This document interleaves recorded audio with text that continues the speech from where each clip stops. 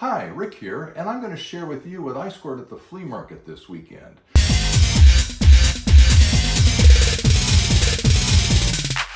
And here's what I got. Gene Autry, the original Singing Cowboy. The album, Rudolph the Red-Nosed Reindeer. It also has a whole bunch of other Christmas songs, but Gene Autry was the first person to really break it with Rudolph the Red-Nosed Reindeer. I also got an album by the Trogs. You know, Wild Thing? I think it's probably the only song anybody actually knows by the Trogs, but I figured what a fun record. Humble Pie. Now, Peter Frampton wasn't always all ballads. Humble Pie was a band he was in that just rocked. Here's the album called Eat It. It's a double record live, and it should be a really good album. Now, I have a thing where I like to buy biker albums. Here's the original Easy Rider. It might even be my third copy, but this I think is the first pressing.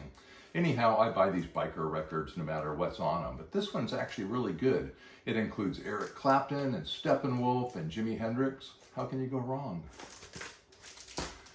Now, Bang Your Head, Quiet Riot, Metal Health. Man, this album rocked it. In the 80s, I was working for a major defense contractor, and I had a little rat tail, and I wore a white shirt and tie every day to work, and I actually stuck the rat tail down the back of my shirt, listening to Quiet Riot all the way home. Next up is one of the kind of records I really like to score, and that's promotional only copies. You know, where they give them out to the radio stations hoping that they'll play them. They're marked on them, not for sale, you know, promo copy only.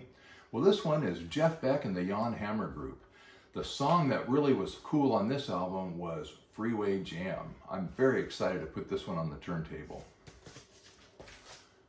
Next up, a band that I always kind of liked. It's Mountain. And the main song on this one, Mississippi Queen. Kind of in a blues thing lately. Picked up John Mayhall. And he's playing with a bunch of people I don't know, which means it's probably pretty good. I'm just starting to really learn about classic blues. Now, another blues album I picked up is called Blues and Trouble. And it's a bunch of classic old guys, which I think will be more of an educational for me. I've always been into rock blues, or blues rock, however you want to call it. But these original masters should be interesting. Next up, the Sunshine Company. Yeah, how psychedelic can you get? I'm probably going to make a psychedelic review on this one. I'm going to group another bunch of records that had a psychedelic stuff with them. Anyhow, that made 10 records for 40 bucks. How can you go wrong?